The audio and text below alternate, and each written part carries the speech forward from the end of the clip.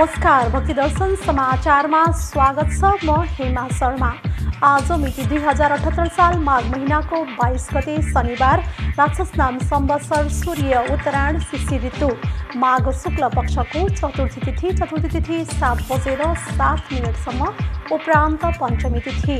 चन्द्रमा मीन राशिमा बीच सम्वत 2022 फरवरी महिनाको 5 तारिक शक सम्वत 1943 र नेपाल सम्वत 1142। आज सूर्योदय बिहान 6:50 र सूर्यास्त साँझ 5:46। सर्वप्रथम अहिलेसम्मका प्रमुख समाचार। बडीमालिका नगरपालिकाद्वारा पर्यटकीय गन्तव्यको प्रवर्धन गर्न नगर स्तरीय पर्यटन गुणयोजना तयार। नगरपालिकामा पर्यटनका धेरै सम्भावना भएको गुणयोजना बनाएर पर्यटकीय पूर्वाधार निर्माण गर्ने र प्राकृतिक, ऐतिहासिक, धार्मिक, सांस्कृतिक पक्षलाई समेटेर एकीकृत विकास योजना अघि सारिँदै। जनकपुर धामको ऐतिहासिक रामायण भवन अहिले आफ्नै अस्तित्वको खोजीमा।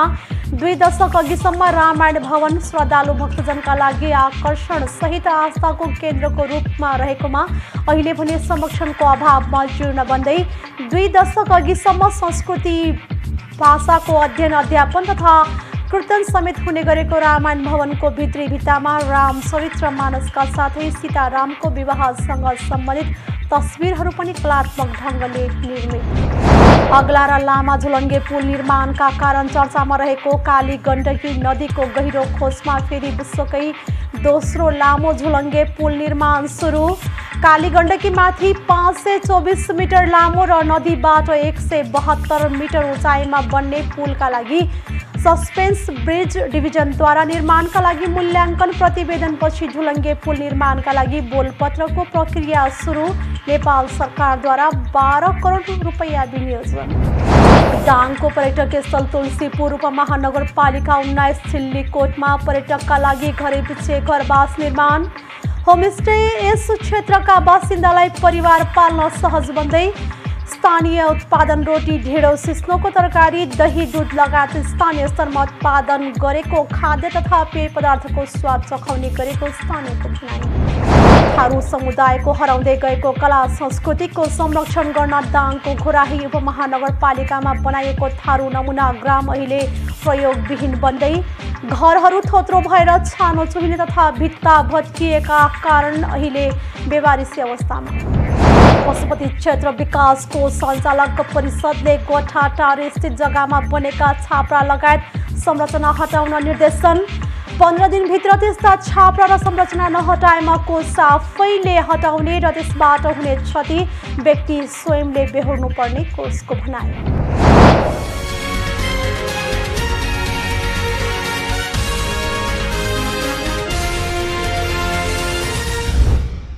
अब समाचार विस्तारमा। बडीमालिका नगरपालिकाले पर्यटकीय गन्तव्यको प्रवर्धन गर्न नगर स्तरीय पर्यटन गुणयोजना बनाएको छ। नगरपालिकामा पर्यटनका धेरै सम्भावना भएकाले गुणयोजना बनाएर पर्यटकीय पूर्वाधार निर्माण गर्ने र प्राकृतिक, ऐतिहासिक, धार्मिक, सांस्कृतिक पक्षलाई समेटेर एकीकृत विकास योजना अघि सारिएको नगरपालिकाले जनाएको छ। एक रिपोर्ट। बडीमालिका नगरपालिकाले पर्यटकीय गन्तव्यको प्रवर्धन गर्न नगर स्तरीय पर्यटन गुणयोजना बनाएको छ। नगरपालिकामा पर्यटनका धेरै सम्भावना भएकाले गुणयोजना बनाएर पर्यटकीय पूर्वाधार निर्माण गर्ने र प्राकृतिक, ऐतिहासिक, धार्मिक, सांस्कृतिक पक्षलाई समेटेर एकीकृत विकास योजना अघि सारिएको नगरपालिकाले जनाएको छ। नगरपालिकाका प्रमुख पद्म बडुवालका अनुसार नगरको आर्थिक विकास र समृद्धि तथा नगरवासीको जीवन स्तरमा सुधार ल्याउने खालका परिवर्तनकारी योजना तथा कार्यक्रमलाई गुणयोजनाले विशेष प्राथमिकता दिएको छ। उहाँले नगरपालिका र जीआईजेड नामक गैर सरकारी संस्थाको संयुक्त सहकार्यमा निर्माण गरिएको सो गुणयोजनामा दीर्घकालीन पर्यटन विकास योजना समितिको जानकारी दिनुभएको छ। जिल्लाका 9वटा स्थानीय तहमध्ये पर्यटन गुणयोजना बनाउने बडीमालिका पहिलो पालिका हो। पालिकाभित्रका 9वटै वडाका धार्मिक तथा पर्यटकीय गन्तव्य, सांस्कृतिक तथा ऐतिहासिक महत्त्वका क्षेत्र, स्थानीय रैथाने बाली उत्पादनको पकेट क्षेत्र सहितको विवरण उल्लेख हुने गरी योजना निर्माण गरिएको नगर उपप्रमुख कविता विष्टले बताउनु भएको छ। उहाँले नगरपालिकाको लागि बनाइएको गुरुयोजना प्रारम्भिक विवरण सहित 200 पृष्ठ लामो गुरुयोजनाको सरकारवाला बीचको छलफल तथा सुझाव संकलन गरिएको बताउनु भएको छ। नगरभित्रका पर्यटन, धार्मिक र सांस्कृतिक तथा रैथाने बालीको अध्ययन गरी तयार पारिएको गुरुयोजनालाई अन्तिम रूप दिन पर्यटन क्षेत्रका विज्ञ र जनप्रतिनिधिहरूसँग सुझाव संकलन लिने कार्य गरिएको निमित्त प्रमुख प्रशासकीय अधिकृत टेकबहादुर खड्काले जानकारी दिनुभएको छ। उहाँका अनुसार सिङ्गो नगरकै भविष्य जोडिएको पर्यटन क्षेत्रका सम्भावित गन्तव्य, त्यसको महिमा र विशेषता, आवश्यक पूर्वाधार विकास र संरचनाको निर्माण सहितको तथ्याङ्क सहितको विवरण गुरुयोजनामा समेटिएको छ। प्रमुख जिल्ला अधिकारी उपेन्द्रराज पौडेलले नगरको आर्थिक विकास र समृद्धिका लागि दीर्घकालीन योजना निर्माण गरिएको बताउनु भएको छ। बढीमारीका, काला जाग्रा, दुनालेक, त्रिवेणी पाटन, बिरे झरना, पोरखे क्षेत्र सहितका प्रमुख गन्तव्यलाई गुरुयोजनामा विशेष स्थान दिएको पाइएको छ। योजनामा केबल कारदेखि पैदल यात्रा, सडक बाटोबाट विमानस्थलका विषयलाई समेटिएको छ। छिमेकी स्थानीय तहसम्मको सहकार्यमा नै थप परिमार्जन र एकीकृत योजना निर्माण गरेर अघि बढ्न सके योजनाले दीर्घकालीन महत्त्व राख्ने गुरुयोजना निर्माण समितिका संयोजक एवं पर्यटन विज्ञ डाक्टर प्रनिल कुमार उपाध्यायले बताउनु भएको छ। गुरुयोजनामा धार्मिक आस्थादेखि धरोहर, स्थानीयवासीको पेसा व्यवसायदेखि उत्पादन, नगरभित्रका होटल व्यवसायदेखि व्यापारको प्रकृतिको विषयलाई समेत समावेश गरिएको छ। 1 महिना लामो अध्ययन र स्थलगत अवलोकन तथा स्थानीयवासीसँगको बृहत छलफलपछि योजनाको मस्यौदा तयार पारिएको नगरपालिकाले जनाएको छ। स्थानीय मौलिक संस्कृति, भाषा एवं वेशभूषालाई यहाँको पर्यटन र उत्पादनसँग जोडेर विकास गरिने बताउँदै संयोजक उपाध्यायले स्थानीय भाषा, वेशभूषा, कला संस्कृतिको संरक्षण गर्ने नीति अङ्गीकार गरिएको उल्लेख गर्नुभएको छ। गुरुयोजनामा नगर स्तरीय पर्यटन विकास समिति सहितको परिकल्पना गरिएको छ। जनकपुर धामको ऐतिहासिक रामायण भवन अहिले आफ्नै अस्तित्वको खोजीमा छ। 2 दशक अघिसम्म रामायण भवन श्रद्धालु भक्तजनका लागि आकर्षण सहित आस्थाको केन्द्रको रूपमा रहेको थियो। धार्मिक परम्पराको संरक्षण र सम्वर्धन गर्ने उद्देश्यले रामायण भवनमा 2 दशक अघिसम्म संस्कृत भाषाको अध्ययन, अध्यापन तथा कीर्तन समेत हुने गरेको थियो। रामचरितमानस युवा पुस्तामा समेत हस्तान्तरण गर्ने उद्देश्यले निर्माण गरिएको रामायण भवन अहिले भने संरक्षणको अभावमा जीर्ण बन्दै गएको छ। अहिलेका रामायण भवनको भित्री भित्तामा रामचरितमानस लेखिएको छ भने सीतारामको विवाहसँग सम्बन्धित तस्बिरहरू पनि कलात्मक ढङ्गले बनाइएको छ। जनकपुर धाम आउने पर्यटक जानकी मन्दिर, राम मन्दिर, राजदेवी मन्दिरमा पूजा पाठ गरिसकेपछि रामायण भवनमा समेत पूजा आराधना सहित दर्शन गर्ने गर्थे भने त्यसलाई विश्राम स्थलको रूपमा समेत लिइन्थ्यो। एक रिपोर्ट। ऐतिहासिक, धार्मिक तथा सांस्कृतिक महत्त्व बोकेका जनकपुर धामका अधिकांश स्थल राम र सीतासँग जोडिएको छ। तीसँग सम्बन्धित विभिन्न मठ मन्दिर अहिले पनि अस्तित्वमै रहेका छन्, जसमध्ये जनकपुर धाम स्थित राम मन्दिर अगाडि धनुष सागर तलाउको डेलमा स्थित रामायण भवन समेत एक हो। जनकपुर धामको ऐतिहासिक रामायण भवन अहिले भने आफ्नै अस्तित्वको खोजीमा छ। धार्मिक परम्पराको संरक्षण र सम्वर्धन गर्ने उद्देश्यले रामायण भवनमा 2 दशक अघिसम्म संस्कृति भाषाको अध्ययन, अध्यापन समेत हुन्थ्यो भने प्रत्येक दिन कीर्तन पनि हुन्थ्यो। रामचरितमानस युवा पुस्तामा समेत हस्तान्तरण गर्ने उद्देश्यले निर्माण गरिएको रामायण भवन अहिले भने संरक्षणको अभावमा जीर्ण हुँदै गएको छ। रामायण भवनको भित्री भित्तामा रामचरितमानस लेखिएको छ भने सीतारामको विवाहसँग सम्बन्धित तस्बिरहरू पनि कलात्मक ढङ्गले बनाइएको छ। 2 दशक अघिसम्म रामायण भवन श्रद्धालु भक्तजनको लागि आकर्षण सहित आस्थाको केन्द्रको रूपमा थियो। जनकपुर धाम आउने पर्यटक जानकी मन्दिर, राम मन्दिर, राजदेवी मन्दिरमा पूजा पाठ गरिसकेपछि रामायण भवनमा समेत पूजा आराधना सहित दर्शन गर्थे भने त्यसलाई विश्राम स्थलको रूपमा समेत लिइन्थ्यो। सत्यसाई केन्द्रले रामायण भवनलाई आफ्नो मातहतमा लिएपछि परम्परागत रूपमा हुँदै आएका विभिन्न पूजापाठ, भजन कीर्तन लगायत सम्पूर्ण धार्मिक, सांस्कृतिक तथा अध्ययन अध्यापन स्थगित भयो। अहिले सो भवन सर्वसाधारणका लागि समेत खुल्ला छैन।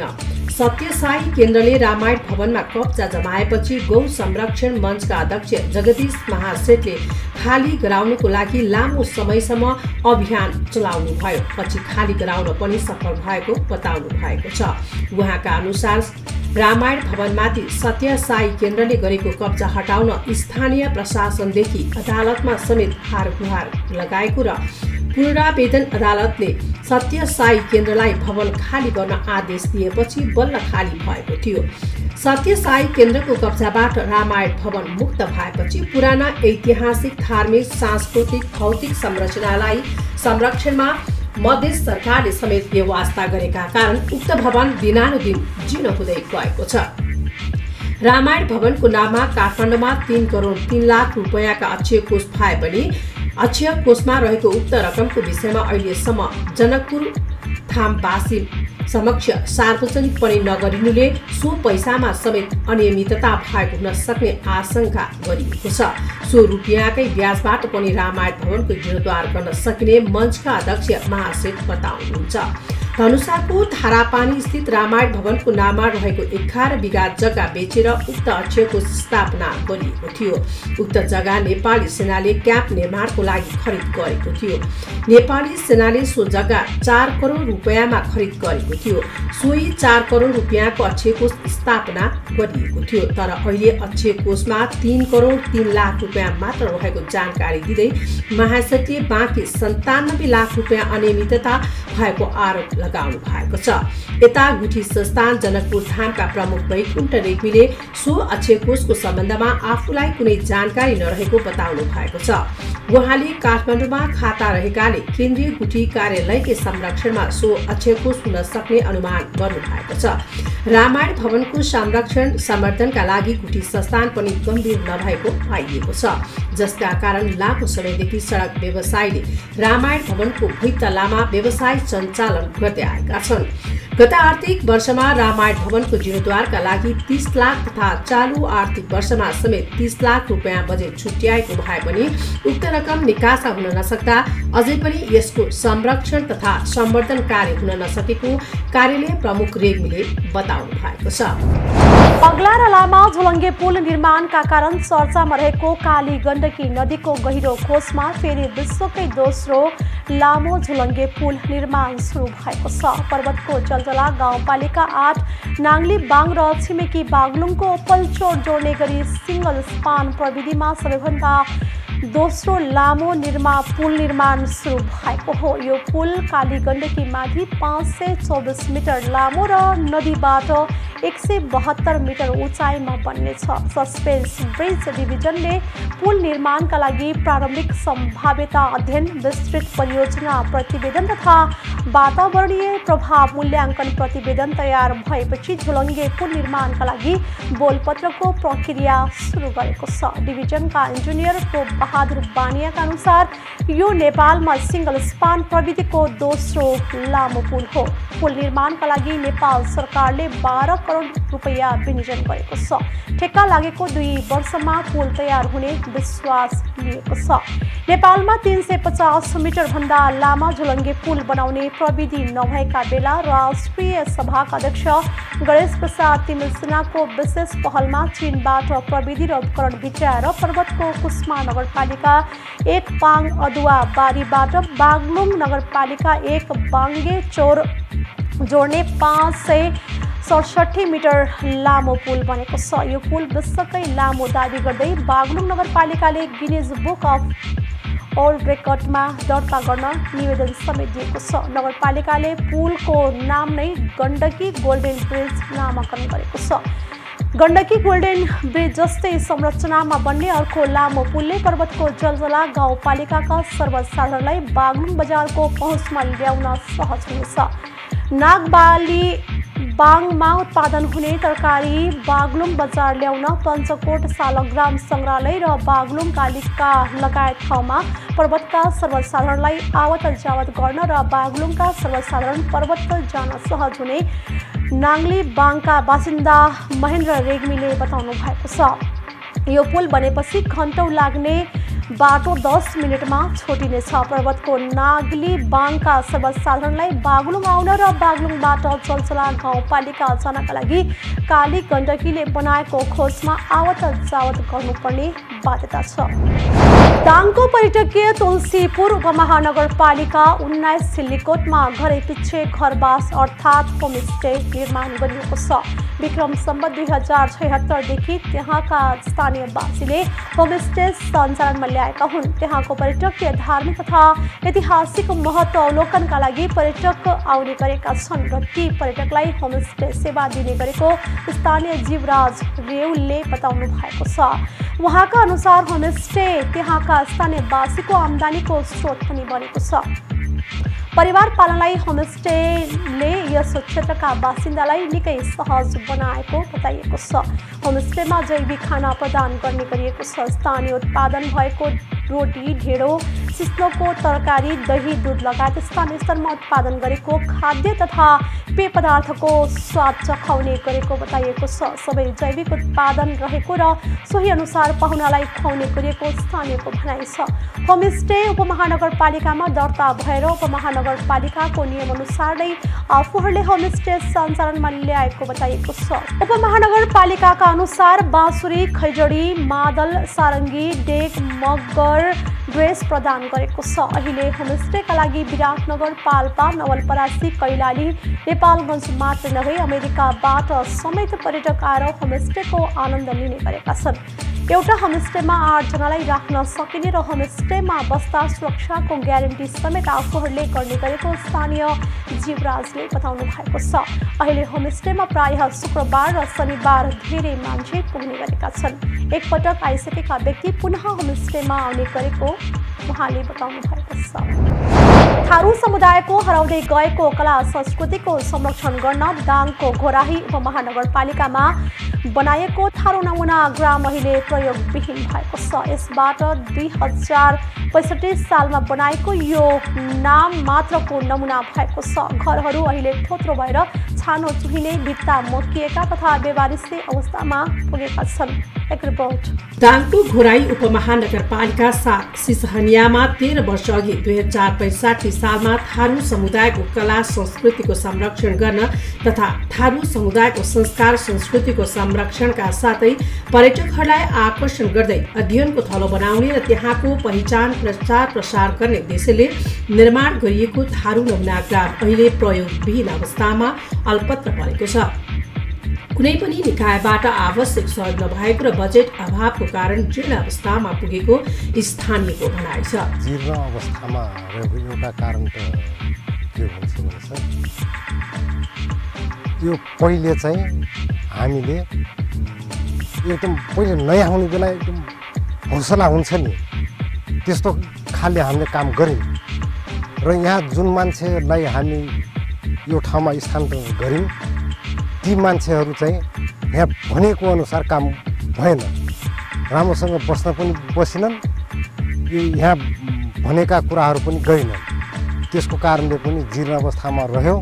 ग्राम स्थापनाको सुरुवाती चरणमा सबैको सहयोग भए पनि स्थानीय सरकार लगायत सङ्घ संस्थाहरूले चासो नदिँदा अहिले अल्पत्रको अवस्थामा पुगेको नमुना थारू ग्रामका सञ्चालक समितिको तर्क छ। यहाँ त्यो 65 सालमा त्यो बन्यो, त्यसपछि अब त्यो जिल्ला विकासको अनि जिल्ला विकास मार्फत छेउ हेर्नुहोस् त्यो थारू नमुना ग्राम हेर्नुहोस् बजेट अलि भएन, त्यसपछि यो चासो पनि त्यो सङ्घ संस्थाले दिनु भएन, त्यसपछि त्यो अल्पत्र परेको छ। परम्परादेखि आएको चाहिँ त्यो थारू घर जस्तै हाम्रो थारू घर अघि थियो त्यस्तै यो नमुना यस्तै घर थियो भनेर त्यो देखाउनको लागि यो गरा हो। यसलाई त्यो मर्मत गर्नुको लागि अब यो बजेट आर्थिक कमजोर भएर यो अल्पत्र पर्यावरण जुन उद्देश्यले ग्राम निर्माण गरिएको सो अनुसार संरक्षण हुन नसक्दा र स्थानीय तहको बजेट नआउँदा अल्पत्र परेको जनप्रतिनिधिको भनाइ छ। यस्तो यो बनाउनुको उद्देश्य के छ भने सर, अब हामी चौधरी बस्ती मात्रै भएको कारणले हो। अब हाम्रो गाउँमा पहाडी छैनन्, एउटा पनि नभएको ठाउँ अब त्यही भएर चौधरी गाउँमा यस्तो बनाम त अब नमुना हामी पनि देखाम त यसमा पुराना गरगहनाहरू पुराना नाचहरू देखाम त भनेर त्यही बनाएको हो सर हामीले। जीर्ण भएको छ सर। पहिले त अब त्यही त 7वटा त्यो देशको मान्छे पनि हेर्न आए हाम्रो ठाउँमा। यो ठाउँ पुरै त्यो अवलोकन भयो। अवलोकन गर्दाखेरि त्यसमा हामी सबै संलग्न भनौँ, गाउँका सबै थियौँ, यहाँ बसेका थियौँ त्यसमा। अनि त्यो आर्थिकको कमजोरीले पनि त्यो जीर्ण भएको हो सर। खुराई उपमहानगरपालिकाले भने थारू संस्कृतिलाई बचाइराख्न खाना सहितको होमस्टे सञ्चालनको लागि काम अगाडि बढाएको दाबी गरेको छ। जिउने भएको जुन अवस्था छ त्यसलाई सुधार गरेर लैजाने हाम्रो उद्देश्य छ र योजनाबद्ध ढङ्गले त्यो ठाउँमा अगाडि बढाउन चाहिँ हामी चाहन्छौँ। जुन खालको छाप्राहरू बने र तिनीहरूको अब संरक्षण चाहिँ छैन, त्यहाँको समुदायलाई पनि हामी अलिकति अब एक्टिभ बनाउने र तिनीहरूलाई इन्भल्भ गरेरै लैजानुपर्छ भन्ने चाहिँ हो। अब थारू ग्रामको रूपमा विगतमा अगाडि बढाउन प्रयत्न त गरियो, तर त्यहाँका आदिवासी जनजातिहरू जोडिए कि जोडिनन् भन्ने कुरा प्रमुख कुरा र पछि आउँदाखेरि उहाँहरूलाई चाहिँ जोडेर लग्न सक्यो भने राम्रो हुन्छ भन्ने हिसाबले नै हामी थारू समुदायको त्यो मुख्य भूमिका हुनुपर्छ। र 5 बिघा जमिन नमुना थारू ग्रामको नाममा छ, तर थारू ग्राम भने 1 बिघामा मात्र सीमित छ। जीर्ण अवस्थामा रहेका घरमा मिथिला कला शैलीमा बनाइएका विभिन्न जनावर र औजारहरूको कलाकृति देख्न सकिन्छ, तर कला सिप र संस्कृतिलाई कसरी जोगाउने भन्नेमा कसैको ध्यान जान सकेको छैन, जसले गर्दा अतिक्रमण बढ्नुका साथै सार्वजनिक सम्पत्ति हराउने खतरा पनि बढेको छ। भक्ति दर्शन टेलिभिजन एसटीका लागि दाङ सहकर्मी विकास डाङ्गीको रिपोर्ट। पशुपति क्षेत्र विकास कोष सञ्चालक परिषदले गोठाटार स्थित जग्गामा बनेका छाप्रा लगायत संरचना हटाउन निर्देशन दिएको छ। 15 दिनभित्र त्यस्ता छाप्रा र संरचना नहटाएमा कोषले आफै हटाउने र त्यसबाट हुने क्षति व्यक्ति स्वयंले बेहोर्नु पर्ने कोषको भनाइ छ। कोषको जग्गामा बनेका छाप्रा भत्काउन पटक पटक सूचना निकाले पनि अटेर गर्दै छाप्रा नभत्काएको पनि कोषको भनाइ छ। कोषले गोठाटार स्थित जग्गा अतिक्रमण गरी बनाएका छाप्रा भत्काउन निर्देशन दिएको हो। 15 दिनभित्र छाप्रा लगायत संरचना आफैले भत्काई लैजान, अन्यथा कानुन अनुसार कोषले छाप्रा भत्काउने र क्षति भए व्यक्ति स्वयं नै जिम्मेवार हुने कोषले निकालेको सूचनामा उल्लेख छ। साथै कोषले पशुपति मन्दिर जाने सडकमा छाप्रा बनाएर फूल लगायत व्यापार गर्नेहरूलाई पनि हटाउने भएको छ। 15 दिनभित्र आफैले नहटेमा कोषले उनीहरूलाई हटाउने तयारी गरेको बताएको छ।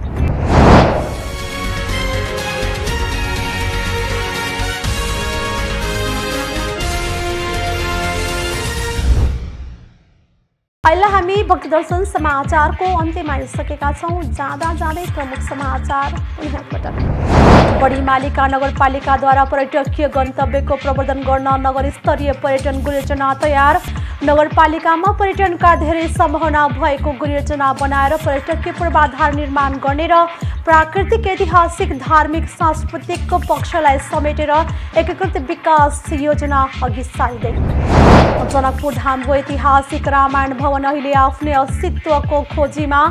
2 दशक अघिसम्म रामायण भवन श्रद्धालु भक्तजनका लागि आकर्षण सहित आस्थाको केन्द्रको रूपमा रहेकोमा अहिले भने संरक्षणको अभावमा जीर्ण बन्दै 2 दशक अघिसम्म संस्कृति, भाषाको अध्ययन, अध्यापन तथा कीर्तन समेत हुने गरेको रामायण भवनको भित्री भित्तामा राम चरित्र मानसका साथै सीतारामको विवाहसँग सम्बन्धित तस्बिरहरू पनि कलात्मक ढङ्गले निर्मित। अग्ला र लामा झुलङ्गे पुल निर्माणका कारण चर्चामा रहेको काली गण्डकी नदीको गहिरो खोजमा फेरि विश्वकै दोस्रो लामो झुलङ्गे पुल निर्माण सुरु।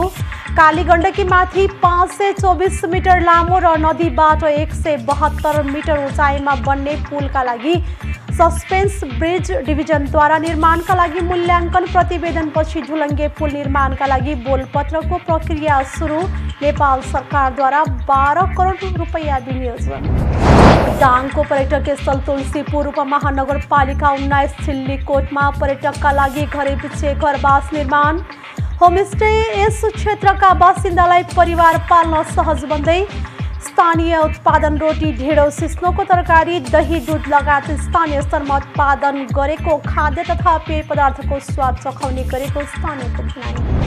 थारू समुदायको हराउँदै गएको कला संस्कृतिको संरक्षण गर्न दाङको घोराही उपमहानगरपालिकामा बनाइएको थारू नमुना ग्राम अहिले प्रयोगविहीन बन्दै घरहरू थोत्रो भएर छानो चुहिने तथा भित्ता भत्किएका कारण अहिले बेवारिसी अवस्थामा।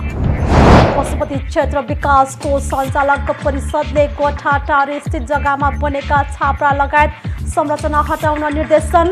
15 दिनभित्र त्यस्ता छाप्रा र संरचना नहटाएमा कोष आफैले हटाउने र त्यसबाट हुने क्षति व्यक्ति स्वयंले बेहोर्नु पर्ने कोषको भनाइ। अहिले भक्तदर्शन समाचार यति नै। सामाजिक सञ्जाल मार्फत हामीसँग जोडिनका लागि फेसबुक तथा ट्विटरमा लाइक तथा फलो गर्न सक्नुहुनेछ भने युट्युब मार्फत पनि हामीलाई प्रत्यक्ष हेर्न सक्नुहुनेछ। त्यस्तै कुनै सल्लाह सुझाव तथा प्रतिक्रिया भएमा भक्तदर्शन@emountaintv.com मा हामीलाई पत्राचार गर्न सक्नुहुनेछ। धर्म, संस्कृति र संस्कारको संवाहक भक्तदर्शन टेलिभिजन HD हेर्दै हुनुहोला। नमस्कार।